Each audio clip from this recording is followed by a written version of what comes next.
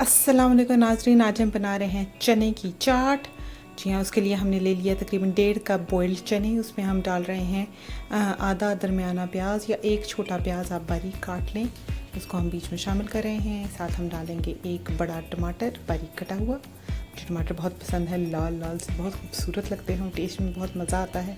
और साथ हम डालेंगे थोड़ा सा धनिया, थोड़ा सा हमने बचा लिया है क्योंकि हमने ऊपर भी डालना है, डेकोरेट भी करना ही हो। और एक तेज़ हरी मिर्च है मेरे पास।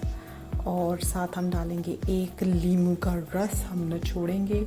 एक लीमू का रस मतलब ऑलमोस्ट हाफ़ टेबल स्पून ये तकरीबन लीमू का रस बन जाएगा, क्योंकि कुछ लीमू सूखे हुए भी होते हैं इसलिए।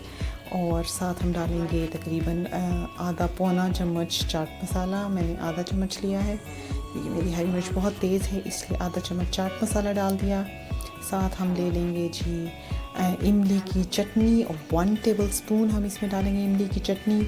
आपको पता है मैंने अभी 2 दिन पहले उसकी रेसिपी अपने चैनल पे डाली है, उसका लिंक मैं आपको दे दूँगी डिस्क्रिप्शन बॉक्स में, ज़रूर देखिएगा।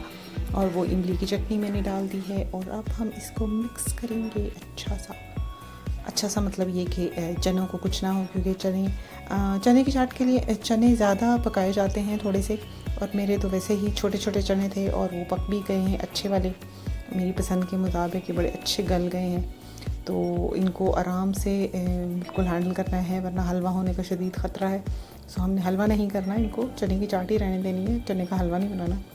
सो अब ये हो गई है मिक्स, और अब हमने डाल दिया ऊपर धनिया, और माशाल्लाह कितनी खूबसूरत लग रही है। प्लीज़ ज़रूर ट्राई कीजिए, पसंद आए तो हमारा चैनल ज़रूर सब्सक्राइब कीजिए।